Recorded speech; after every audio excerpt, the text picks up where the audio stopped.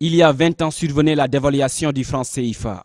Sous la pression du Fonds monétaire international, la France lâche le 11 janvier 1994 à Dakar, s'est protégée de l'Afrique de l'Ouest, du centre et des Comores. Elle décide de dévaluer de 50% le franc CFA. L'objectif était de sauver les économies africaines devenues fragiles à cause des chocs pétroliers. Une décision que certains députés n'ont pas hésité à qualifier de catastrophe. Ça a été à la limite même un drame pour le pays parce que c'était quoi la division par deux des revenus des Sénégalais, des revenus monétaires des Sénégalais. Ça a été durement ressenti. Bon, maintenant, est-ce que les résultats qui étaient escomptés ont été atteints? Je n'en suis pas sûr parce que 20 ans après, le Sénégal reste encore un pays pauvre et très endetté. Je n'ai pas vu au monde un pays qui ait atteint l'émergence et le développement sans sa monnaie. Un point de vue que ne semble pas partager son homologue du groupe parlementaire libéraux et démocrates. Selon lui, la dévaluation a permis à certaines personnes de s'enrichir parce qu'ayant été avisées à temps. Beaucoup d'opérateurs économiques, beaucoup de privés s'étaient quand même préparés à cette dévaluation-là. Et ils ont vu leurs comptes bancaires doubler, ils ont vu leurs avoirs doubler. Et certainement cela leur a permis de faire d'autres investissements qui leur ont apporté quelque chose. Et quand on sait que le secteur privé a peut-être bénéficié de cette dévaluation-là, cela a eu peut-être un impact positif sur l'économie nationale en son temps. Malgré les dégâts collatéraux que la dévaluation a causés dans de nombreux pays africains, certains députés pensent qu'il est encore possible de sauver la face. Toutefois, ils précisent que cela se passe forcément par la création d'une monnaie commune. Une monnaie unique, pour l'Afrique peut-être c'est un peu ambitieux, mais je crois que tout au moins dans la zone UEMOA, nous pouvons avoir notre monnaie unique et décrocher, recouvrir notre souveraineté monétaire par rapport au trésor français et par rapport à l'euro. Il faut qu'on trouve le moyen de nous détacher de cet arrimage-là.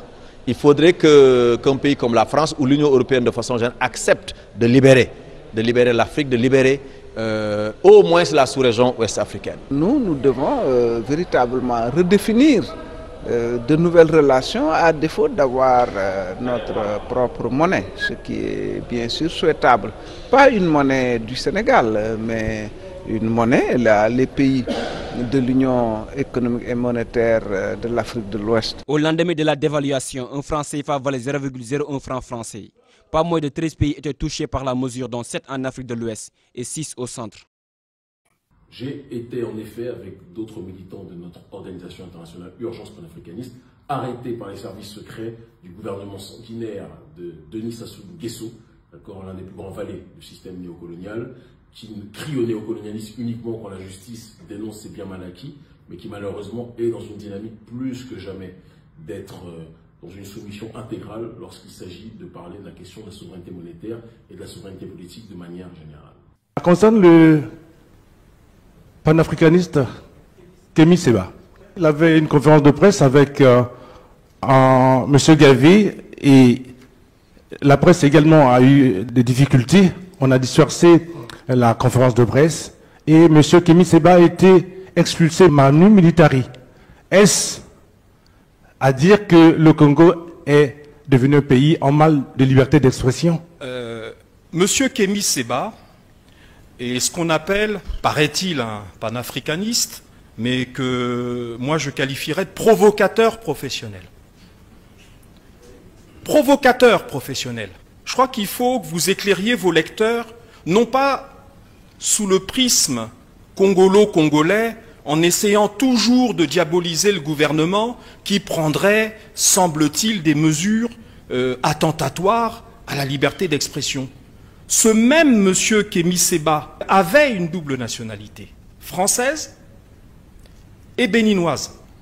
Quand vous êtes national d'un pays et que vous critiquez la politique diplomatique, militaire et sécuritaire de votre pays dont vous avez le passeport, cela montre déjà le type d'individu auquel nous avons affaire, d'abord. Et il a poussé la provocation jusqu'à brûler en public le passeport français. Il a pris son passeport français et il l'a brûlé. Voilà l'individu que vous considérez apparemment comme responsable, dont on parle. C'est ça, cet individu. Il fait partie de ces Africains dont on se demande d'ailleurs, parce que, à part être un provocateur, on ne sait pas quelle est sa profession. Quelles sont ses sources de revenus, on ne sait pas. Mais il se balade, certainement dans les plus beaux hôtels du monde, à travers le monde, en prenant des avions certainement en première classe. Il semble être un monsieur qui a du goût. Et il se promène comme ça à travers le monde. On ne sait pas trop par qui il serait financé. Et il passe son temps dans la provocation. Il passe son temps dans la provocation. Alors, il est arrivé à Brazzaville, invité par un acteur politique, et d'après ce que nous avons cru comprendre, il voulait parler du franc CFA, paraît-il. Certainement pas en bien, on imagine. Bon, le gouvernement, les services compétents ont considéré, et je trouve que cela est conforme à l'esprit de responsabilité qui doit animer les gouvernants dans n'importe quel pays. S'il fallait parler du franc CFA, puisqu'il paraît que la conférence de presse aurait dû tourner autour du franc CFA, alors certainement que ce monsieur avait l'intention de critiquer le fait qu'un pays comme le nôtre, comme d'autres à travers l'Afrique, utilise cette monnaie comme valeur économique faciale et financière pour ses échanges et transactions économiques et financières. Je dois quand même vous rappeler que dans tous les systèmes juridiques au monde, il y a ce qu'on appelle un délit. Un délit qui est commun à tous les pays. C'est de critiquer la monnaie qui est en cours et en usage dans le pays dans lequel on critique cette monnaie. Tout simplement parce que la critique de la monnaie, qui est un élément de stabilité, qu'on le veuille ou pas, qu'on ait le franc CFA, le franc congolais ou ce qu'on en voudrait à la place, c'est l'élément de la stabilité économique et financière d'un État. Quand vous critiquez la monnaie, eh bien tout simplement, vous pouvez provoquer des mouvements économiques et financiers qu'on ne maîtriserait pas. Je crois qu'aucun de nos compatriotes, à ce stade, et compte tenu de toutes les difficultés que vous évoquez par ailleurs, n'a envie que notre pays ajoute au reste des difficultés que nous avons, cette difficulté qui consisterait à déprécier ou à rendre la monnaie moins sûre que ce qu'elle n'est aujourd'hui. Pour votre information, le franc CFA, qu'on le veuille ou pas, qu'on ait des préjugés politiques ou pas, c'est un des rares éléments de stabilité sur le plan financier à travers le monde, en Afrique francophone et dans notre sous-région en particulier. Voilà, je crois qu'il ne faut pas jouer avec la monnaie. Essayez-vous de vous rendre dans un pays développé, n'importe lequel. Allez à Washington, aux États-Unis, qui est un des pays de la liberté de l'expression, de la communication, de l'information, et critiquez le dollar. Et vous verrez combien de temps il se passera entre le moment où vous ferez votre point de presse et le moment où les services de sécurité de ce pays viendront arrêter votre point de presse. Voilà, c'est tout simple. Hein. Ce sont des questions hautement stratégiques, des questions hautement politiques sur lesquelles on ne joue pas. Ce monsieur dispose des réseaux sociaux amples qui lui permettaient de faire, s'il le souhaitait, depuis l'étranger, un point de presse. Nous avons convenu, ici, au Congo, que nous ne souhaitions pas ce désordre. Quelles sont ses sources de revenus? On ne sait pas. Très bien. Il s'attaque à Kémy Séba en disant qu'il n'a pas une profession. On ne sait pas quelles sont ses sources de revenus. Mais Mungala est-il prêt à justifier la fortune de la famille Sassou? Thierry Mungala, votre volonté de transparence sur le statut de Kémy Séba, votre volonté de transparence sur les sources de l'argent que Kémy Séba a, est-ce que vous pouvez l'appliquer au premier des citoyens congolais dans l'ordre protocolaire, le président de la République du Congo, Sassou Nguesso, qui traîne toutes sortes de casseroles? Nous, l'enquête de Libération ce jeudi sur le détournement présumé de la manne pétrolière du Congo-Brazzaville, l'un des pays hélènes les plus pauvres du monde. Des centaines de milliers d'euros, de millions d'euros évaporés dans ce qui s'apparente au pillage de tout un pays où le revenu moyen par habitant n'atteint pas 5 € par jour. Le premier volet de cette enquête, intitulé « Le président, l'intermédiaire et les millions envolés », raconte comment l'arrestation de cet homme d'affaires, Lucien Ebata, un proche du président Denis Sassou Nguesso, mis en examen en France en 2021 pour blanchiment et corruption active, comment son arrestation a permis la mise au jour d'un puissant système financier occulte au profit du clan du président Denis Sassou Nguesso, arrivé au pouvoir pour la première fois, on le rappelle, en 1979, une affaire qui a commencé en janvier 2012 à l'aéroport de Roissy, où Lucien Ebata s'était fait arrêter en possession de sommes stupéfiantes en liquide, 182 000 € et 40 000 $ en espèces non déclarées, au cœur de ce système de détournement présumé. Une société, la société de Lucien Ebata, la société Orion, du nom de la constellation symbolisant la force dans la mythologie grecque. Une entreprise moins poétiquement immatriculée aux Seychelles, avec l'aide du cabinet d'avocats Mossack Fonseca, un nom qui vous dit sans doute quelque chose, puisqu'il s'agit de la société qui s'est retrouvée au cœur du scandale d'évasion fiscale des Panama Papers. S'agissant d'Orion, donc, Libé affirme que cette société a alimenté des dépenses somptuaires, des dizaines de milliers d'euros de cadeaux achetés dans des boutiques de luxe sur les Champs-Élysées, jusqu'à des mouvements de cash pouvant atteindre des millions d'euros à Paris et à Monaco. Libération évoque une affaire qui résonne avec celle des biens mal acquis, dans laquelle, on s'en souvient, des membres du clan de Denis Sassou Nguesso sont soupçonnés de s'être constitués des patrimoines illicites en France grâce à des détournements de fonds publics. Il y a au moins ici 20 procès contre lui pour mésusage de l'argent public. Mon gars là, est-ce que vous êtes vraiment digne de vous tenir devant quelqu'un et de lui demander de vous rendre compte de ses finances? Alors que vous êtes le porte-parole de l'un des hommes les plus sulfureux que l'Afrique centrale connaisse en matière financière. Est-ce que vous regardez même Mungala? Est-ce que vous avez un miroir? Est-ce que vous connaissez les preuves du miroir? Bon, vous vous attaquez à Kémy Séba au motif qu'il n'a pas de profession. Mais Kémy Séba est à la tête d'un groupe de communication. Kémy Séba qui est là, est un homme d'affaires. Il possède des boutiques. Il est à la tête d'un groupe de communication, Kémy Séba. Kémy Séba emploie des personnes qu'il paye à la fin du mois. Il emploie des communicants, il emploie des agents commerciaux qu'il paye à la fin du mois. D'accord? Au minimum, vous devriez reconnaître que Kémy Séba est un entrepreneur. Parce qu'il possède des entreprises, Kémy Séba. Même s'il n'en parle pas beaucoup, tout le monde peut les voir. Il y a Africa Résurrection. Vous connaissez bien Afrique Résurrection, non? Mungala, est-ce que vous avez un groupe de presse comparable, ne serait-ce qu'à Afrique Résurrection de Kémy Séba? Vous avez un groupe de communicants comparable à ceux d'Afrique Résurrection de Kémy Séba? Vous, Mungala, est-ce que vous avez une ONG comparable à Urgence panafricaniste de Kémy Séba? Vous voyez comment quelqu'un qui est uniquement là grâce à une nomination d'un dictateur se tient devant un militant, un activiste, qui a réussi à vivre en partant de ses initiatives personnelles. Lui, il se compare à qui, là?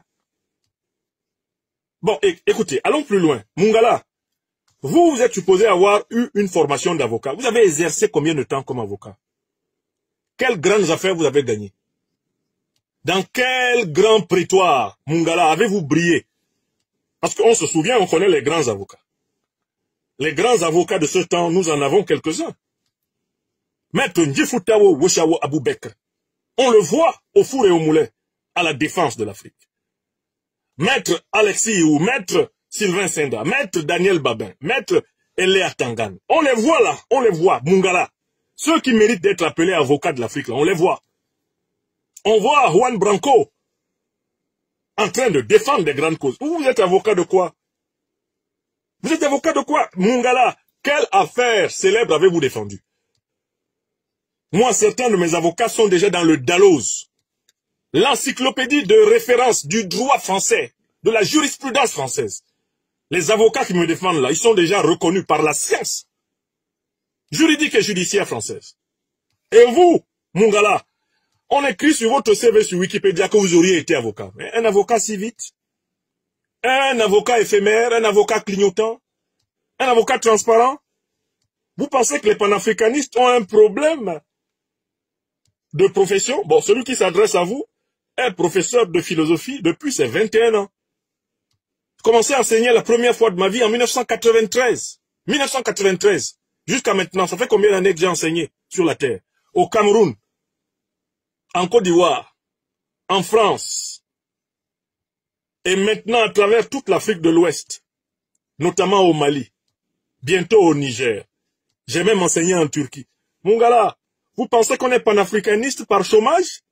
Qu'on est panafricaniste parce qu'on s'ennuie? Mais regardez nos parcours. C'est un choix pour émanciper le peuple africain. Vous comprenez? Donc lui, il dit que... Bon, lui, il avait quelle profession, mon gars là? Quand il était ici en France, là, il a fait quoi de bon? Il s'est fait remarquer dans quel prétoire? Mon gars là, parlez-nous des grandes affaires que vous gagnâtes. On connaît ici des noms comme celui de Vergès, comme celui de Roland Dumas. On connaît ces noms-là. Mais on ne vous connaît pas, mon gars là. Vous avez été avocat de quoi? De quelle affaire?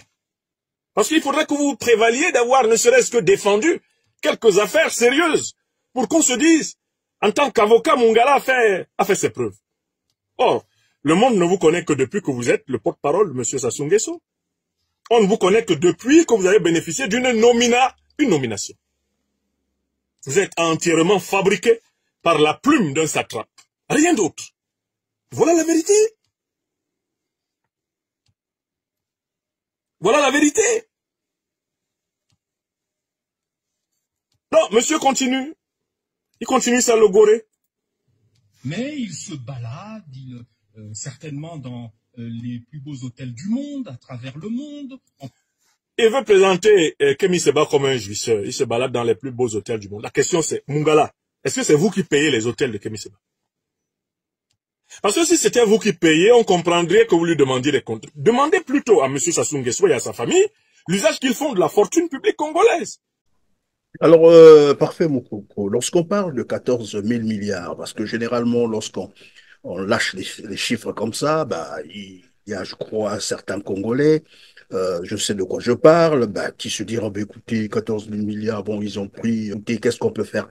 Est-ce qu'on peut, comme qui dirait, en français facile, expliquer aux Congolais ce que peut représenter, ou ce que représente 14 000 milliards? C'est quand même 26 milliards de dollars américains. Effectivement, 14 000 milliards, c'est une somme astronomique, une somme énorme.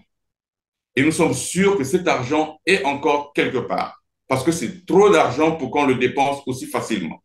14 000 milliards représentent 7 années de budget du Congo. 7 années. Est-ce que vous pouvez imaginer que pendant 7 ans, le pays fonctionne sans budget?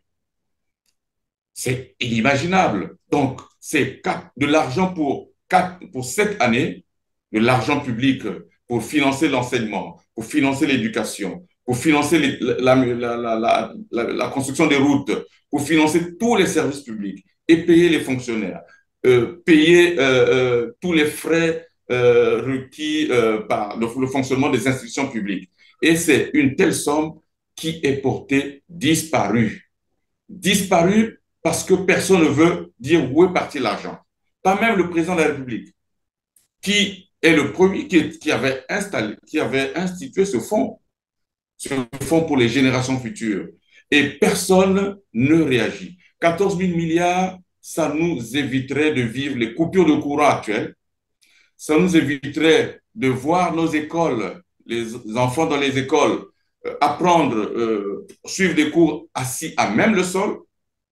Et ça nous éviterait d'avoir des hôpitaux mouroirs, parce qu'aller au CHU de Brazzaville, aller dans les hôpitaux généraux, vous verrez, le plateau technique est nul. Il n'est pas au niveau espéré. Et ce n'est pas étonnant qu'on entre dans les hôpitaux malades, mais on en sort les pieds devant.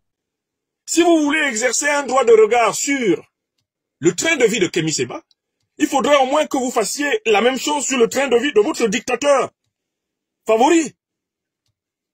Vous opposez à Kémy Séba des raisonnements sur la moralité financière que vous n'auriez même pas l'once du moindre courage d'opposer à Sassou Nguesso et à tout son clan. Quelle honte, quelle lâcheté, quelle indignité. Continuez votre logorée. Prenant des avions certainement en première classe, il semble être un monsieur qui a du goût. Lui, Mungala, il est souvent en classe économique. Le clan là qui gouverne le Congo, ils sont souvent en classe économique. Vous les avez rencontrés combien de fois en classe économique? Voilà quelqu'un qui veut faire valoir un argument de simplicité, de proximité envers les classes populaires. Est-ce que ces patrons-là, tous ces compagnons d'exercice du pouvoir au Congo là, est-ce qu'ils vivent avec le peuple congolais? Mais voilà quelqu'un qui prend un fouet et le donne pour qu'on le fouette. Il se fait fouetter par le fouet qu'il donne pour frapper les autres.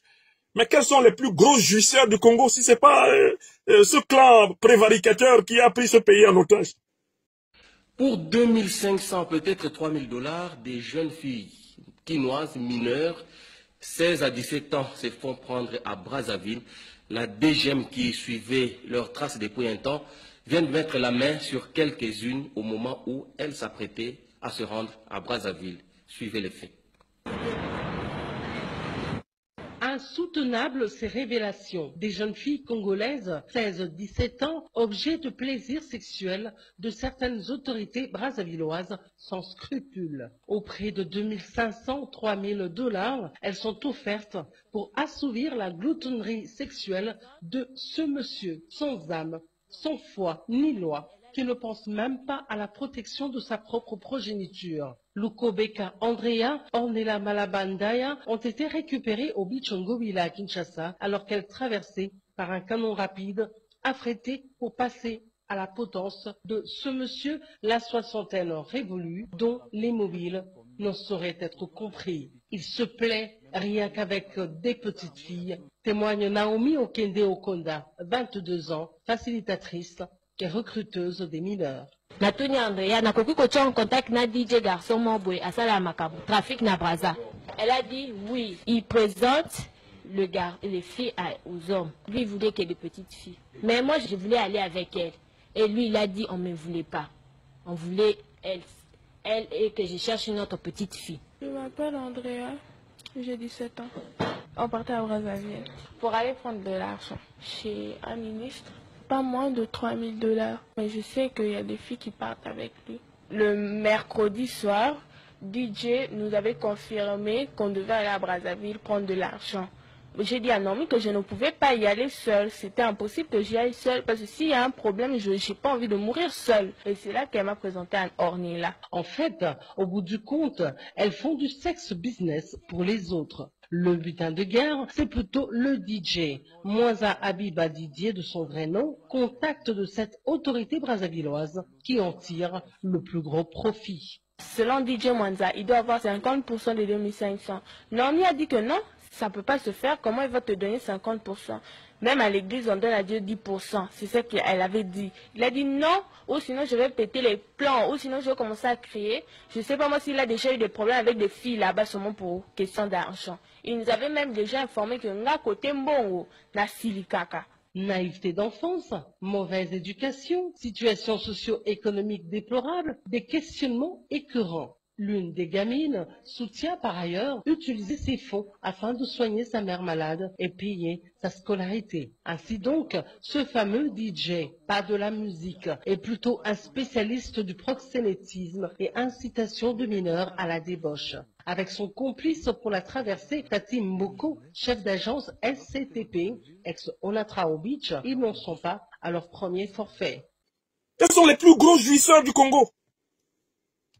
Est-ce que Mungala peut faire la morale du luxe à Kémi Séba? Est-ce qu'il s'est regardé lui-même avant de dire ça? Mungala, vous êtes dans la classe économique quand? On vous retrouve dans les classes populaires quand? Vous vous combattez pour les classes populaires depuis quand, Mungala? Même quand vous étiez avocat, vous avez défendu les classes opprimées et populaires africaines quand? Vous n'êtes ni plus ni moins qu'un bourgeois comprador. Je dis bien un bourgeois comprador. Au service de l'une des dictatures les plus anciennes du continent africain. Voilà ce que vous êtes. Au lieu de vous regarder vous-même, vous utilisez votre portrait pour tenter de décrire Kémi Séba. On continue? Et il se promène comme ça à travers le monde. On ne sait pas trop par qui il serait financé. Et il passe son temps. C'est une manière de reprendre un élément de langage eh bien, des néocolonialistes français, bien sûr, qui attribuent toute la fortune de Kémy Séba à la Russie. Hein, il ne manquerait plus que de dire, c'est Wagner. Wagner, Wagner, Wagner, Wagner. Comme ils ont pris l'habitude d'aboyer, là. Wagner, Wagner, Wagner, Wagner. Il ne manquerait plus que ça, mon gars là. Mais les Africains s'en fichent complètement de ce type d'argument. C'est pas votre affaire. Les Africains vont avec qui ils veulent et ils n'ont pas besoin de l'autorisation de qui que ce soit pour le faire.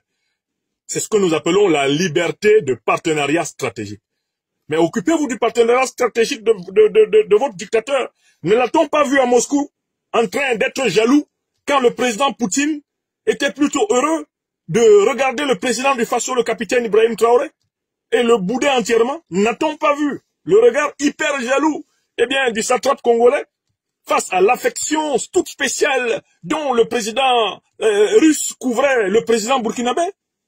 Qu'allait-il chercher donc à Moscou? Si ce n'est des moyens pour consolider son pouvoir en ces temps difficiles pour le parrain, eh bien, néocolonialiste français. Qu'allait chercher, eh bien, le président Sassou Nguesso en Russie? Si maintenant Mungala peut essayer de suggérer que, ah, Kémy Séba, c'est l'homme des Russes. Votre patron, il allait chercher quoi en Russie? Non, il allait chercher quoi? Quand il expliquait comment, ben, nous avons tellement souffert. Ça n'a pas été facile d'arriver à Moscou. Notre avion, on a dû passer par l'Azerbaïdjan. Mais président Poutine, nous avons affronté des difficultés exceptionnelles. Quand il disait ça pour flatter Poutine, Mungala était où? Non, c'est sur Kémy Séba que ça devient un problème. Quand c'est ton patron qui flatte Poutine, là, c'est bon. D'accord? C'est Kémy Séba qui n'a pas le droit d'avoir des amis en Russie. Parce que sinon, vous n'êtes pas content. Mais on s'en fout de vous. Votre point de vue ne compte plus. Pour les Africains libres et souverains. Votre point de vue ne compte plus. On va où on veut. On va où on veut. L'esprit souffle où il peut. Et où il veut. D'accord, mon gars là? Dans la provocation. Il passe son temps dans la provocation. Alors, il est arrivé... Mais cette notion de provocation, elle est présentée comme si elle était une notion négative. Mais il faut provoquer le débat. Kémy Séba était au Congo pour provoquer le débat. Toute société vivante a besoin de gens qui provoquent le débat. Des gens qui créent les conditions de la discussion. Des gens qui attirent l'attention du peuple. Provocateur, c'est plutôt, en réalité, une qualité que vous reconnaissez à Kémy Séba. Il a le droit. Ici, en Normandie, il y a plus de 60 ans, un penseur très connu, qui s'appelle Alain, de son vrai nom Émile Chartier, disait « Mais penser, c'est pouvoir dire non. Si on peut te forcer en plein jour de dire qu'il fait nuit, nul ne peut t'obliger à le penser. Car nul n'a de pouvoir sur le jugement intérieur. » Ainsi parlait Émile Chartier, dit Alain, ici en Normandie, où vous avez vécu, Mungala. Le philosophe de référence, le plus fréquent, Alain, est connu pour avoir souligné l'importance de la critique, de la provocation intellectuelle, de la contestation, l'importance du dissentiment, du désaccord, de l'objection, comme condition de la vie de la société. N'est-ce pas ici même en France, Mungala, qu'on vous a appris que se poser des questions est plus important que se contenter des réponses? Que la philosophie, cette discipline par laquelle s'achève la formation au cycle secondaire, n'a de valeur que parce qu'elle met en valeur les questions. Et parce qu'elle souligne avec Karl Jaspers que les questions ont plus de valeur que les réponses. Car les questions nous maintiennent dans le chemin et l'éveil de la pensée. Mais comment peut-on questionner sans provoquer? C'est-à-dire sans aller vers quelque chose qui n'est pas évident. Comment peut-on penser dans une société si on ne libère pas les objecteurs, les contestataires, si on ne libère pas ceux qui prennent d'autres chemins et qui ainsi nous permettent de dilater notre esprit vers des hypothèses qui seraient autrement non imaginables? Oui, Mungala. Mais si vous dites que Kémy est un provocateur, c'est-à-dire que Kémy pense plus que vous, puisque vous êtes un zélateur, vous êtes un laudateur, vous êtes un rhapsode, vous êtes un perroquet. Il vaut mieux avoir des provocateurs dans une société que des perroquets comme Mungala. Je préfère 1000 fois un Congo avec des provocateurs qu'un Congo avec des zélateurs, des laudateurs, des perroquets, des béni-oui-oui, des lèche-culs. Comme Mungala. On n'a jamais fait progresser une société avec ce type de larbin, d'individus couchés, reptilisés, décérébrés, lobotomisés, zombisés, d'individus réduits à l'existence larvaire. On n'a jamais rien produit de bon avec ça. Quel pays s'est développé avec des gens qui interdisent la critique, avec des gens qui interdisent la pensée, avec des gens qui interdisent la recherche scientifique, avec des gens qui interdisent la multiplicité des points de vue. Ça s'est passé où? Vous avez vu ça où? Mungala. On comprend pourquoi le Congo est là. Pourquoi le Cameroun est là, derrière comme les fesses. À cause de gens comme vous. Dès que vous avez un poste, on ne peut plus rien dire. Dès que vous avez un petit poste, on ne peut plus rien dire. Vous oubliez même la tradition culturelle dont vous venez. Celle ne serait-ce que de l'arbre à palabre au village, où le chef de village est assis et les notabilités autour de lui permettent qu'on écoute les deux points de vue de ceux qui ne sont pas d'accord. Même dans nos villages là, le désaccord est prévu. Sinon, pourquoi palabrerait-on? Pourquoi y aurait-il des débats? Pourquoi y aurait-il des arbitrages? Pourquoi y aurait-il tous les proverbes, tous les dictons, toute la sagesse traditionnelle si nos ancêtres ne discutaient pas? Si nos ancêtres ne discutaient pas, il n'y aurait pas de sagesse africaine. Il n'y aurait pas de tradition africaine et les Africains n'auraient pas inventé la grande civilisation qui, pendant plus de 3500 ans, a rayonné sur toute la planète. Donc, avec des individus comme Mungala, c'est la sortie de la civilisation, le retour en barbarie. Continuez, monsieur. Brazzaville, invité par un acteur politique. Et d'après ce que nous avons cru comprendre, il voulait parler du franc CFA, paraît-il. Certainement pas en bien, on imagine.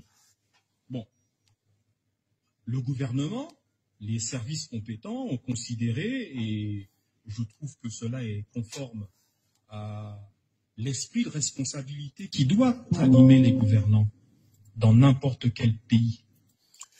Mungala dit que un gouvernement responsable est un gouvernement qui interdit les débats sur les questions monétaires. On ne doit pas en discuter. C'est-à-dire qu'à l'université, là, et même dans les lycées où on enseigne les sciences économiques, il est interdit de discuter avec ses élèves de la monnaie. J'imagine un professeur de sciences économiques, un professeur d'économie en seconde, en première ou en terminale à Brazzaville. Selon Mungala, quand il arrive sur le chapitre de la monnaie, il doit dicter aux élèves les thèses de la monnaie dominante. Donc, la monnaie française du franc CFA. Une fois que les élèves ont copié cela, il n'y a pas un élève qui doit lui poser la question. Oui, monsieur, est-ce que cette monnaie n'a pas des inconvénients pour nous? Est-ce qu'on ne devrait pas s'en débarrasser? Pour Mungala, la police politique doit entrer au lycée et attraper l'élève là, l'amener déjà en prison. Vous comprenez? Pour lui, l'esprit de responsabilité consiste à interdire tout débat sur la monnaie. Et les seules prises de parole sur la monnaie du pays qui doivent être autorisées selon Mungala, ce sont celles qui ont pour but d'approuver la position du gouvernement. Le gouvernement est pour une monnaie, tout le monde doit être pour une monnaie. Ça, c'est ce qu'on appelle la logique moutonnière. Thierry Mungala devrait, en effet, être très à l'aise pour vivre dans un pays comme celui-ci, comme celui de M. Ouattara Draman. Et Mungala est l'équivalent congolais d'un certain, eh bien, Cissé Ibrahim Bakongo.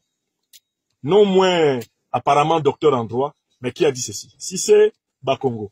Cissé Bakongo, à quelles conditions peut-on vivre en Côte d'Ivoire selon vous? On comprendra mieux Mungala grâce à vous. Ouais? Quand le président prend une décision, ouais, on est tous comme des moutons. Très bien. Moi, je suis d'accord avec ça. Ah, voilà. On est mouton d'ado. Voilà. On est mouton plein d'ado. Voilà, c'est l'ami de Mungala qui est là. Ceux qui disent qu'on se comporte comme des moutons, nous, moi, je dis on est mouton plein. Voilà. D'ado. Voilà. Est-ce que vous êtes d'accord d'être mouton? Oui. Voilà. Parce que Adam, quand vous allez à Abidjan, vous ne reconnaissez plus Abidjan. Quand vous quittez... Comment vous pouvez reconnaître Abidjan si vous êtes un mouton? C'est tellement logique.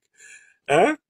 En Côte d'Ivoire, les partisans de la Draman Ouattara demandent au peuple ivoirien d'être un ramassis de moutons et des béni-oui-oui qui suivent, dont le berger Ouattara, même quand il est conduit au fond d'un précipice. À Brazzaville, Thierry Mungala, qui est le Cissé Bakongo de la place, demande à tous les Congolais d'être des moutons, c'est-à-dire des gens qui répètent ce que pense Sassou Nguesso à propos de la monnaie. Et écoutons donc ce que l'on doit penser au Congo, selon Thierry Mungala. Mungala, venez donc nous dire ce qu'on doit penser au Congo de cette monnaie. Vous avez la parole, Mungala. Ouais. Que doit-on penser? Il passe son temps dans la provocation. Ouais. Pas en bien. On imagine. Ouais. Bon. Donc, pour Mungala, celui qui parle du franc CFA au Congo doit en parler en bien. Celui qui parle en mal du franc CFA au Congo, il va où? Soit en prison, soit au cimetière, soit en exil. Vous avez compris? Mungala, continuons. Continuons, Mungala, alias Goebbels. Continuons.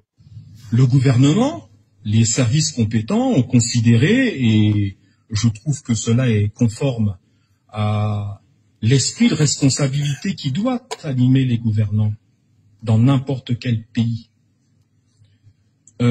S'il fallait parler du franc CFA, puisqu'il paraît que la conférence de presse aurait dû tourner autour du franc CFA. Alors certainement que ce monsieur avait l'intention de critiquer le fait qu'un pays comme le nôtre, comme d'autres à travers l'Afrique, utilise cette monnaie comme valeur économique faciale et financière pour ses échanges et transactions économiques et financières. Donc vous voyez le crime que Kémy Séba, le prétendu crime que Kémy Séba, selon Mungala, se préparait à accomplir.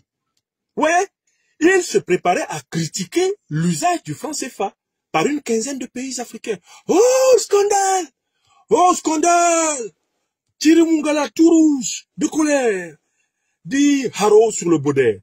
Haro sur le baudet, Kémy Séba osait critiquer le franc CFA. Oh là là! Qu'est-ce qu'on doit faire? Qu'est-ce qu'on doit faire à l'imprudent? Allons-y, Mungala. En avant, la logorée. Je dois quand même vous rappeler que dans tous les systèmes juridiques au monde, il y a ce qu'on appelle un délit. Délit qui est commun à tous les pays. C'est de critiquer la monnaie qui est en cours et en usage. Et les gens sont en face de lui, personne ne lui fait objection. Mungala a inventé un délit. Il est interdit de critiquer la monnaie qui est en cours et en usage dans un pays. Je vous ai cité des exemples de critique du dollar ou pas. Donc, après cette conférence, vous allez sur Google, vous tapez « Criticizing Dollar ». Vous allez voir des milliers, des millions de fichiers d'Américains qui critiquent le dollar. Vous tapez « Critique de l'euro ». Vous allez voir des millions de fichiers d'Européens qui critiquent l'euro. Mais écoutez, Mungala, on est sur quelle terre? Depuis quand la critique adressée envers une monnaie est un délit? Depuis quand? Depuis quand? Mungala est un affreux menteur, un gros menteur, un mythomane. Il est de la secte du groupe M, qui est dirigé par un certain Alassane Draman Ouattara, le groupe des menteurs. Dans le pays dans lequel on critique cette monnaie. Tout simplement parce que la critique de la monnaie, qui est un élément de stabilité, qu'on le veuille ou pas, qu'on ait le franc CFA, le franc congolais, ou ce qu'on en voudrait à la place.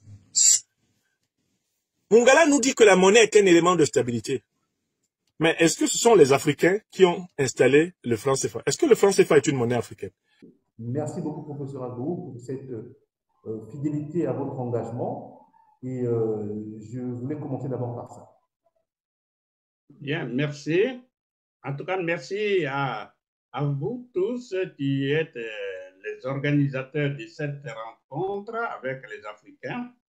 Et j'en profite pour saluer tous les Africains, toutes les Africaines qui nous écoutent et qui, j'espère, vont comprendre l'essentiel de notre combat pour que nous puissions, cette fois-ci, je veux dire, pour que l'Afrique puisse rentrer dans le train du nouvel ordre mondial multipolaire guidé par Vladimir Poutine de la Russie et la Chine.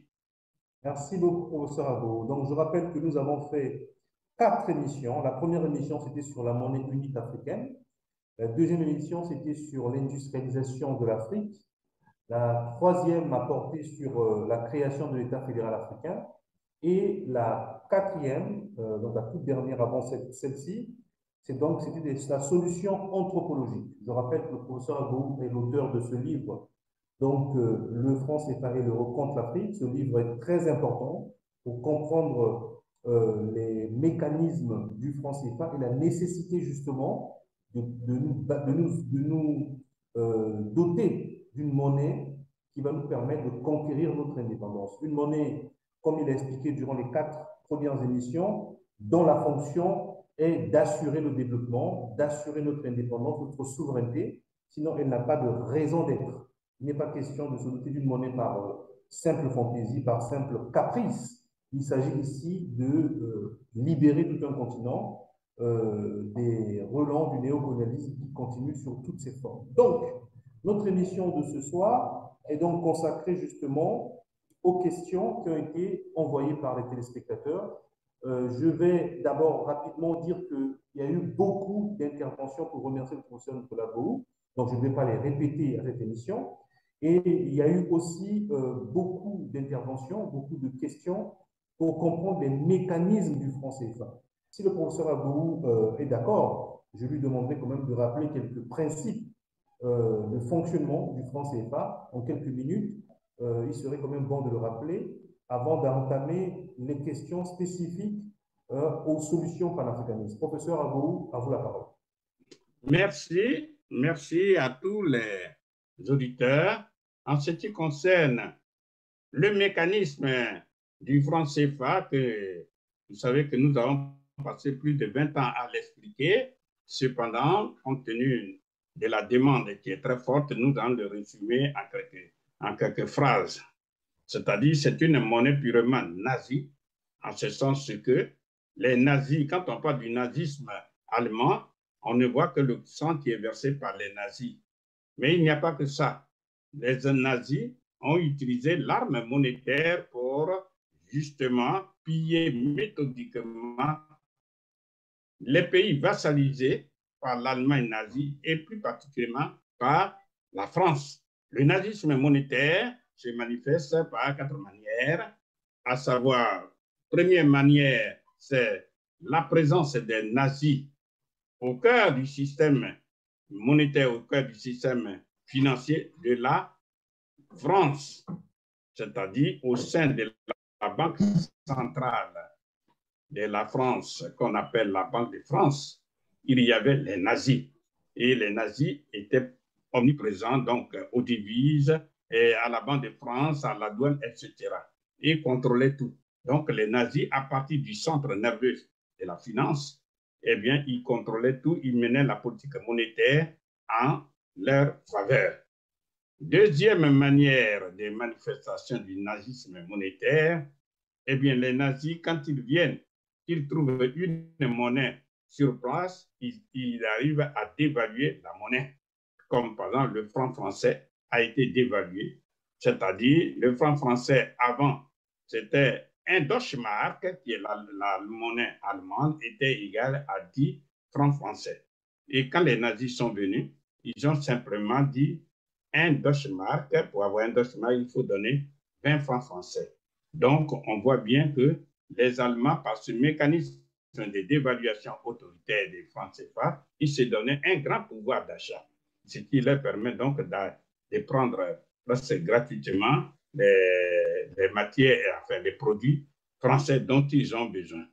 Troisième manière, ils ont mis en place ce qu'on appelle le clearing. Le clearing, c'est un système de compensation qui est devenu pour nous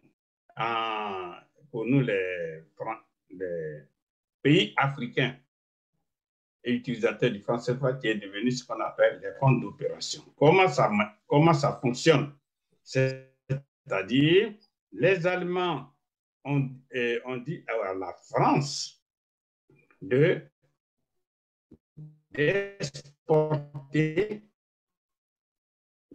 d'exporter vers eux, les Allemands. Et, exemple, ils disent aux Français, exporter vers nous, par exemple, pour 100 millions de Deutschmark. Et puis, quand les Allemands reçoivent les marchandises dont l'équivalent, dont la valeur est de 100 millions de Deutschmark, au lieu de payer les Français exportateurs, ils disent aux Français, pour que nous puissions vous payer, d'abord, nous ouvrons chez nous, à Berlin, c'est-à-dire dans notre capitale, un compte pour vous, les Français, et quand vous exportez, par exemple, pour 100 millions de Deutsche Mark, nous mettons un signe plus, c'est ce qu'on appelle créditer le compte. C'est-à-dire, nous reconnaissons vous devoir 100 millions de Deutsche Mark. Cependant, les 100 millions de Deutsche Mark que nous vous devons, vous ne pouvez les utiliser qu'à deux conditions. Première condition, vous devez importer de chez nous, c'est-à-dire acheter en Allemagne les produits dont vous, les Français, vous avez besoin. Ça, c'est la première condition. Mais la condition la plus terrible, vous devez avoir l'autorisation préalable de notre guide Führer, c'est-à-dire Adolf Hitler. Autorisation que Hitler, comme nous dit Pierre Arnoux, n'a jamais donnée. Au point que les Français étaient obligés, sous la menace de l'Allemagne nazie, d'exporter toujours des produits et d'une valeur de plus en plus grande. C'est ainsi que, comme nous dit Pierre Catala, qui était le ministre de l'économie et des finances de la France, de 7 milliards, ils sont passés à 100 milliards par mois, et ainsi de suite. Mais jamais, jamais les Français n'ont pu récupérer un seul centime. Donc, c'est-à-dire qu'ils n'ont jamais été payés. Parce que, pour qu'on puisse bien comprendre, le gouvernement français vassalisé qui se trouve à Paris, ce n'est pas lui qui produit les pommes de terre. C'est un exemple pour que tout le monde puisse comprendre. Donc, quand les Allemands disent « apportez-nous, exportez vers nous l'équivalent de 100 millions de pommes de terre », eh bien, que se passe-t-il? Eh bien, tout simplement, c'est la France, le gouvernement français vassalisé, qui décaisse l'argent de sa poche, paye les agriculteurs cash et envoie ses pommes de terre en Allemagne. Et l'Allemagne dit, bon, on reconnaît vous devoir 100 millions de Deutsche Mark. Seulement, il faut que, pour qu'on vous paye, il y ait l'autorisation préalable de Hitler. Autorisation que Hitler n'a jamais donnée. Bien. Donc, ça, c'est ce qu'on appelle le clearing. Et quand les Africains, non, la France a été libérée du joug allemand, grâce au concours d'ailleurs des Africains, car ce sont des Africains qui sont entrés en guerre contre l'Allemagne nazie, eh bien, quand les Français ont été libérés, eh bien, en 1945, conformément à l'article 1 du décret 45-01-36, eh bien, le général de Gaulle a créé le franc des colonies françaises d'Afrique sur proposition de son ministre Jacques Préven, ministre de l'économie Jacques Préven, et de son ministre des colonies en la personne de Jacques Soustelle. Le général de Gaulle a dit, préparez-moi un décret de création du franc CFA. Et il l'a fait. Et quand ce décret a été préparé, eh bien, le général de Gaulle n'a fait que signer ce décret et le franc CFA a été créé comme ça, sans passer même par le Parlement. Et le général de Gaulle, soulignons-le avec force, était le président du gouvernement provisoire de la France. Donc, il a créé ça en urgence. C'est pour dire aux Africains que c'est d'abord une décision politique. Bien. Donc, le franc CFA a été créé comme ça, en urgence, et on l'a imposé aux Africains. Est-ce que Kémy Séba a critiqué une monnaie africaine? Non, recommençons vraiment les choses par le commencement. Le franc CFA là, est-ce que c'est une monnaie africaine? Mungala Thierry, prenez un stylo et notez. Le franc CFA est une monnaie française. C'est une monnaie qui a été créée à partir de 1945 par le général de Gaulle. C'est une monnaie qui est gérée et qui appartient à la Banque de France. Elle est même physiquement fabriquée ici en France, à Chamalières. Ce n'est pas une monnaie africaine. C'est une monnaie française. Elle permet à la France, depuis 1945, de s'assurer l'accès aux matières premières africaines à vil prix et de maintenir l'Afrique en situation de dépendance envers la pseudo-aide française au développement qui, en faisant que l'Afrique demeure sous-développée, oblige les dirigeants africains à se faire soutenir, adouber, installer par les dirigeants français ou à se faire renverser par eux. Mungala, Thierry, écrivez ensuite ceci. C'est précisément pour maintenir l'exploitation et le pillage de l'Afrique par le mécanisme du franc CFA que les gouvernements français successifs depuis De Gaulle ont organisé des coups d'État et des rébellions en Afrique partout où des dirigeants qui menaçaient de mettre fin à cette suprématie monétaire risquaient d'émerger. Plus de 60 coups d'État ont été organisés par la France entre 1960 et 2000 contre des pays africains où des leaders tentaient de s'émanciper justement du poste de péage de la grande escroquerie du franc CFA.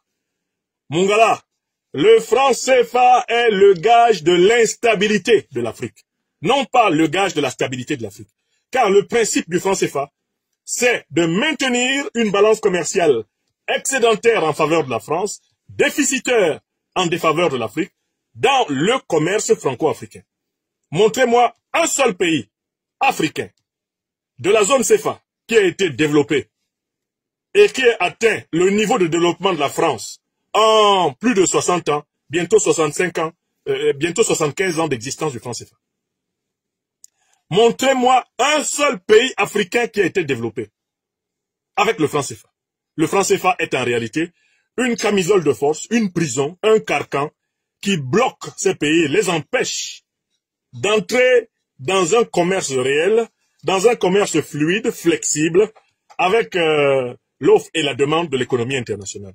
Le franc CFA est une escroquerie, une abomination, un crime économique. Écrivez ça. Mungala, vous devez donc lire les grands auteurs qui ont travaillé sur cette question. Je vous renvoie au grand livre du professeur Joseph Tchundjian Pouemi, Monnaie, servitude et liberté, 1984, qui lui a valu d'être assassiné à Douala. Je vous invite à lire les travaux du professeur Mamadou Koulibaly, du professeur Agbou, à lire les travaux de Samir Amin. Je vous invite à lire les travaux même de l'économiste togolais, Kako Nubukpo. Je vous invite à lire Zebelinga Martial sur ces questions. Je vous invite à lire les meilleures critiques du franc CFA qui existent. Vous comprenez que cette monnaie est une arnaque. Une immense arnaque. Comme l'a finalement reconnu Mélenchon. Mais si, en effet, M. Mungala, vous avez du mal à accepter des vérités qui soient dites par des Noirs, bon, on va donc vous donner quelqu'un qui, quant à lui, est beaucoup plus convaincant. Il est beaucoup plus convaincant, n'est-ce pas, Mungala? Si c'est un président français, si c'est quelqu'un qui a été élu 2 fois à la tête de la France, peut-être que vous serez obligé, lui, de l'écouter. Pourquoi? Parce que c'est un grand blanc, descendant, eh bien, des colons, hein, c'est un héritier de la néocolonie, et c'est quelqu'un qui, d'ailleurs, demandait beaucoup d'argent au président Gbagbo.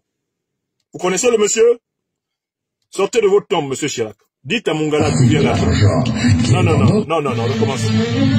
Ouais, d'où vient l'argent qu'on a en France? On oublie seulement une chose, c'est qu'une grande partie de l'argent qui est dans notre porte-monnaie vient précisément de l'exploitation depuis des siècles de l'Afrique. Pas uniquement, mais beaucoup viennent de l'exploitation de l'Afrique.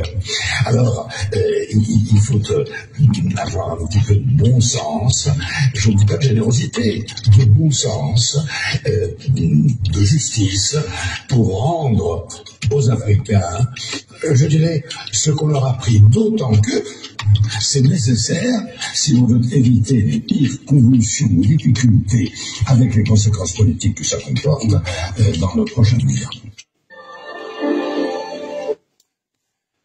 Mungala, vous avez entendu? Thierry Mungala, est-ce que vous avez entendu l'ancien président de la République française, Jacques Chirac? Êtes-vous mieux placé que lui pour reconnaître l'arnaque du franc CFA?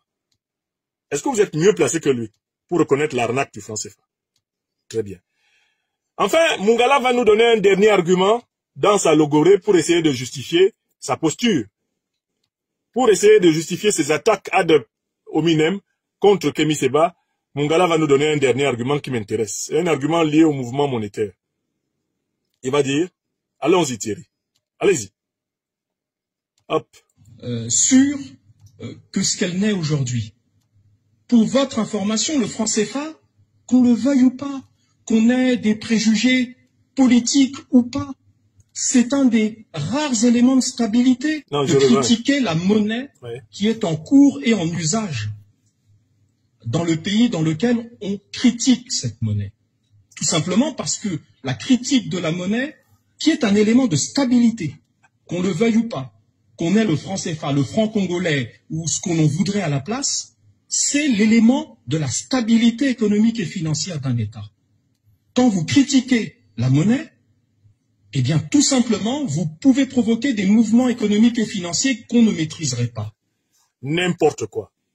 Il y a critique monétaire tous les jours aux États-Unis, critique monétaire tous les jours en Angleterre, critique monétaire tous les jours en Europe, critique monétaire partout dans le monde. La monnaie est l'objet de débats avec des avis favorables ou défavorables pour elle. Mongala est un grossier menteur. Ce n'est pas parce qu'on a lu un livre qui critique le dollar qu'on va aller vider tout de suite complètement son compte bancaire. Ce n'est pas parce qu'on a lu un livre qui critique le CFA que l'on va provoquer une crise économique artificielle dans la zone CFA tout de suite. Ce n'est pas parce qu'on a lu un livre qui critique l'euro qu'on va aller jeter son compte d'épargne en euros ou je ne sais, vider les euros qu'on aurait dans ses poches. Mongala ment. Il y a des milliers, que dis-je, des millions d'ouvrages, des millions d'articles, des millions de débats produits chaque année dans le monde autour des monnaies, à l'intérieur des pays et dans les cénacles internationaux.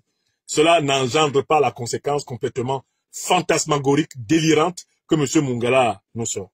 Mais Mongala tente même de défendre l'indéfendable. Il dit que le franc CFA est une source de stabilité. Mais pourquoi le Congo a-t-il connu la guerre? Prenons le Congo-Brazzaville.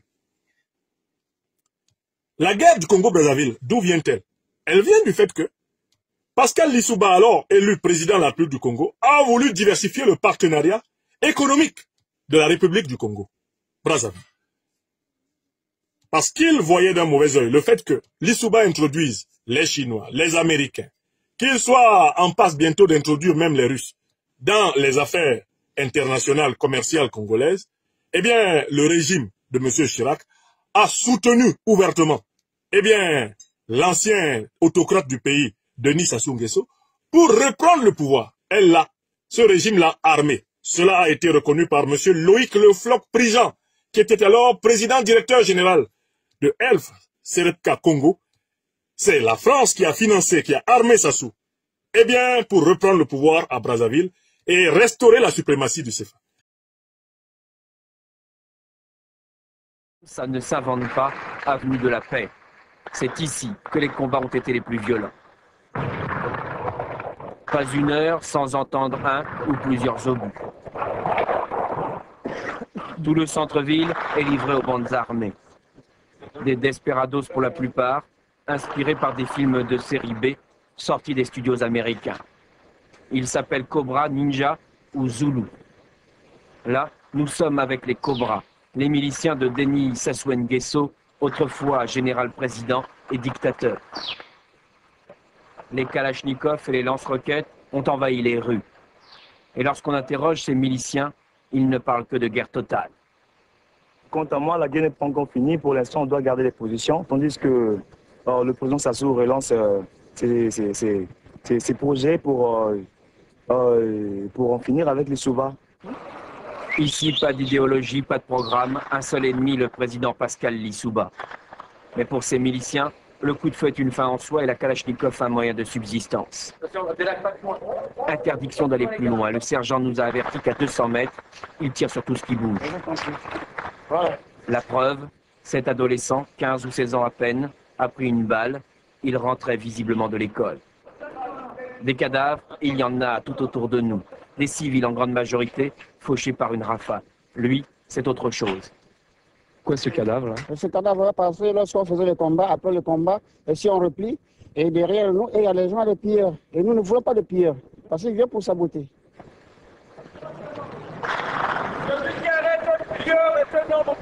Et tous les pillards pris en flagrant délit sont exécutés, parfois les mains dans le dos. La mort pour l'exemple ne sert à rien, semble-t-il. Il y a 1 heure ou 2, un obus est tombé dans cette usine de congélation. Les pillards sont déjà à l'heure. Ils vont même s'arracher leur butin. Ça c'est le pillage, c'est quoi? Ça c'est pillage. Casser la maison de tous, c'est casser la maison. Quoi? Ce jour-là, un nouveau cessez-le-feu était signé, le 3e en une semaine. Nous en profitons pour aller rencontrer l'ancien président, Denis Sassou Nguesso. Sa résidence est devenue un camp retranché. On nous interdit de filmer les pièces d'artillerie. On le fera, caméra cachée. Elles sont hors d'usage. Des blindés pris à l'ennemi sont également hors d'état de nuire.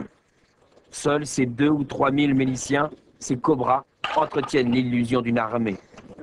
Première question, et déjà on comprend que la trêve sera de courte durée. La question qu'on pose, c'est celle de savoir si les troupes du pouvoir vont continuer d'occuper le CHU et de tirer sur les quartiers populaires de Poto-Poto.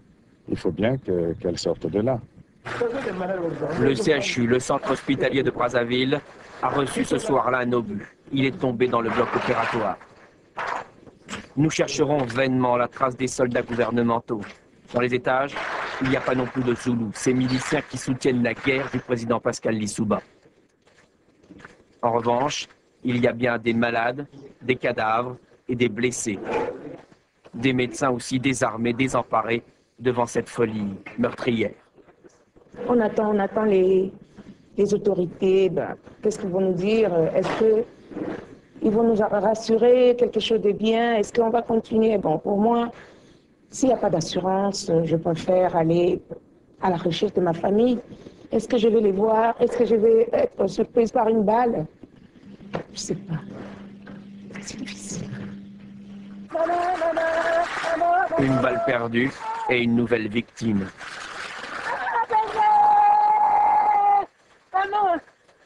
Ce n'est plus une guerre civile, c'est une guerre contre des civils. L'administrateur de l'hôpital n'en peut plus, mais il veut que l'on sache l'horreur de cette guerre. L'odeur devient insupportable. Par exemple, ça sont des civils qui ont reçu des balles perdues. Ils ne sont même pas au frigo. 400 ou 500 cadavres, un petit aperçu du bilan. Les soldats du gouvernement n'ont pas cessé de tirer sur les quartiers populaires et tout autour de l'aéroport. Pilonnages aveugles.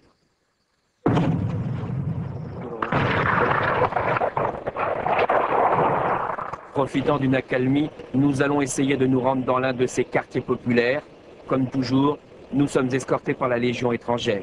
Mais Mungala, rien qu'en étudiant l'histoire seulement de votre pays, le Congo-Brazzaville, vous savez très bien que, en fait, c'est par la guerre, c'est par la violence, c'est par le mensonge, c'est par la ruse, c'est par la fraude électorale que le CFA y a été maintenu. Il vous faut être du diable pour vous tenir devant les Africains et leur dire qu'une monnaie qui n'est pas leur propriété est gage de leur stabilité. Comment puis-je être stable en ayant pour monnaie, eh bien, le France qui est contrôlé par la Banque de France, alors que je suis en Afrique? Comment quelqu'un peut-il être stable alors que ce qui lui permet de se nourrir est dans les mains de quelqu'un d'autre? Quelle stabilité y a-t-il pour 15 pays africains lorsqu'ils ne peuvent pas piloter eux-mêmes leurs économies? Lorsqu'ils ne peuvent pas eux-mêmes procéder à la création monétaire? Lorsqu'ils ne peuvent pas eux-mêmes procéder à leurs négociations commerciales? Lorsqu'on leur prélève, eh bien, des intérêts? Lorsqu'on confisque leurs réserves d'or pour en faire, eh bien, les réserves d'or de la puissance néocoloniale coloniale? Comment Mungala peut-il se tenir devant le peuple hautement instruit du Congo et débiter de telles inepties, sans qu'il y ait, parmi ces journalistes, quelqu'un qui se tienne debout et qui lui dise « Monsieur Mungala, trop c'est trop. Vous mentez. Vous mentez, Mungala. Tous vos arguments sont faux. Vos attaques ad hominem contre Kémy Séba, elles montrent que vous n'êtes pas à sa hauteur. Vous dites que quand on a le passeport d'un pays, on ne peut pas critiquer sa diplomatie, on ne peut pas critiquer sa politique militaire, sa politique monétaire. C'est faux. Des Français de toutes origines le font tous les jours en France. Les opposants politiques le font tous les jours en France, en Europe, en Angleterre, aux États-Unis. C'est cela la critique politique. Et partout dans le monde, il n'y a pas de sujet tabou. Regardez l'élection américaine. Le débat entre Joe Biden et Donald Trump n'a-t-il pas porté sur la politique internationale? Ce débat n'a-t-il pas porté sur la guerre entre la Russie et l'Ukraine? N'a-t-on pas vu Donald Trump accuser Joe Biden d'être derrière la guerre en tant que grande puissance de l'OTAN qui manipulait l'Ukraine contre la Russie? Si ce que nous dit Mungala était vrai, est-ce que Donald Trump serait devenu président des États-Unis après avoir critiqué la politique internationale de Joe Biden? Mais comment on peut dire ça à Brazzaville et personne ne se lève pour dire ça suffit, Mungala. Arrêtez de débiter des âneries. Personne ne se lève pour le stopper. C'est très grave. C'est très grave ça pour le Congo. Même un enfant, même de la classe de 3e devrait se lever pour dire à Mungala, tais-toi, tais-toi, tu mens. Tais-toi, tu te moques de notre intelligence, tu te moques de notre peuple. Tais-toi, tais-toi, tu jettes le Congo plus bas que terre. Oui. Et si vous ne pouvez pas contredire Mungala parce que vous avez peur qu'il vous jette en prison avec son patron, qui est un impitoyable emprisonneur d'opposants, au moins vous pouvez chanter Franklin Bukaka, mon grand homonyme. Afrika mobimbae, tokangi maboko, tozali kotalae, bana basili na kokende, bana basili na kotekamae, na banguna. Tolati mokuya ata malobate, Congo na bana Afrika baleli. Afrika mobimbae, tokangi maboko, tozali kotalae. Bana basili na kokende, bana basili na kotekamae, na banguna. Tolati mokuya ata malobate, Congo na bana Afrika baleli. Oh, Medi Ben Barka, Medi nzela na yo ya bato nyonso, Medi nzela na yo ya Umnyobe, Medi nzela na yo ya Félix Moumie, Medi nzela na yo ya Tsoroki. Vous connaissez cette chanson ou pas? À défaut de contredire Mungala, chantez. Chantez au moins un chant patriotique du Congo pour qu'ils comprennent que là il exagère. À défaut de contredire Mungala, journaliste apeuré du Congo, journaliste traumatisé du Congo, chantez. Il vaut mieux que vous chantiez. On ne peut pas laisser cet individu débiter autant d'âneries, sans ne serait-ce que le contredire symboliquement. Car quand je regarde l'assistance qu'il écoute, j'ai vu quelques-uns remuer de la tête comme les lézards au soleil, littéralement dans un comportement moutounier, dans un mimétisme servile, un mimétisme spontané, gratuit, humiliant pour l'intelligence africaine. Oh, honte, Mungala! Honte à vous! Le débat sur le CFA a été mené. Les arguments en sa faveur ont tous été pulvérisés. L'Afrique doit se débarrasser de cette monnaie qui est la cause, l'une des causes de son arriération économique actuelle. Les Africains ne perdront rien en quittant le CFA, sinon l'indignité dans laquelle ils se trouvent d'avoir 15 de leurs pays qui sont contrôlés par l'ancienne puissance négrière coloniale, eh bien néocoloniale et encore à relance néocolonialiste de France. Voilà la vérité. Et M. Mungala, il n'a jamais été dit dans la procédure de naturalisation française que je signais il y a maintenant plus de 25 ans, il n'a jamais été dit, il vous a interdit de critiquer la politique africaine de la France. Je n'ai jamais vu cette ligne dans la procédure de naturalisation. Il m'a jamais été dit, il vous sera interdit de critiquer la monnaie française. J'ai pas vu ça, c'est pas écrit ici, en France là, c'est pas écrit. Je n'ai pas vu aussi la ligne qui dit, ah, il vous sera interdit de critiquer la diplomatie française. Je n'ai pas vu ça dans l'acte de naturalisation. Mungala, si vous, quand on vous naturalisait ou quand vous receviez votre nationalité française, on vous a demandé d'être incapable d'exercer votre liberté de pensée et d'expression, Mungala, ce n'est pas le cas d'abord des Français de toutes origines. Ici en France, je vois des Blancs, des Noirs, des Arabes, des Jaunes. Je vois des Métis parler de tous les sujets. Ce n'est pas Mungala qui va venir me raconter que, parce que je critique la monnaie néocoloniale du franc CFA, eh bien, j'aurais violé, pour ainsi dire, mon contrat moral avec la nation française. Ce n'est pas vrai. En France, on a le droit de s'opposer. Les opposants politiques, ça existe. Les intellectuels critiques, ça existe. D'accord? Ici en France, tout le monde n'est pas obligé de penser comme M. Macron. Il n'est pas notre maître à penser, ici en France. Et ce n'est pas Mungala qui va faire croire aux gens que quand on vit dans un pays, on ne doit avoir que l'opinion du gouvernant. Ce n'est pas Mungala qui va le faire croire aux gens. Parce que lui, on voit très bien qu'il le dit pour protéger la grande escroquerie de la dictature de Sassou Nguesso. Donc au total, moi je ne publie pas cette vidéo parce que je voudrais, je sais pas, défendre Kémy Séba qui est assez grand pour se défendre lui-même. Je publie cette vidéo pour dire à Mungala que les arguments qu'il a produits contre Kémy Séba sont des arguments qui sont une grave atteinte aux luttes africaines actuelles pour la souveraineté. Et que quand le régime congolais la tombera, eh bien, il lui sera fait comptabilité des arguments qu'il vient de produire. Lui, Mungala. Les Africains sauront lui rappeler les arguments qu'il vient de produire. Parce que ce sont des arguments qui méprisent l'essentiel des luttes qui se mènent aujourd'hui sur le continent. Les luttes pour la souveraineté, les luttes pour l'état de droit africain, les luttes pour le renouvellement de l'Afrique sur ses propres bases civilisationnelles, ces luttes-là, ce sont elles que méprise M. Mungala, au nom, prétend-il, d'une sacro-sainte loi qui n'existe d'ailleurs nulle part et qui interdirait de critiquer la monnaie. M. Mungala, les Congolais n'ont pas de monnaie. Les Congolais de Brazzaville n'ont pas de monnaie. Donc quand on critique la monnaie du Congo-Brazzaville, la monnaie qu'on critique, c'est la monnaie française. Le franc CFA n'est pas une monnaie congolaise. Kémy Séba n'est pas venu critiquer la monnaie souveraine du Congo. Elle n'existe pas. Il est venu critiquer la monnaie néocoloniale du Congo. Celle-là existe.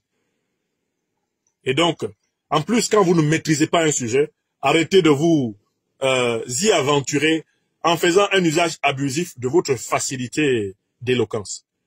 Il faut se méfier des gens éloquents, comme ce Thierry Mungala, parce que ces gens-là, quand ils sont moralement corrompus, sont profondément dangereux.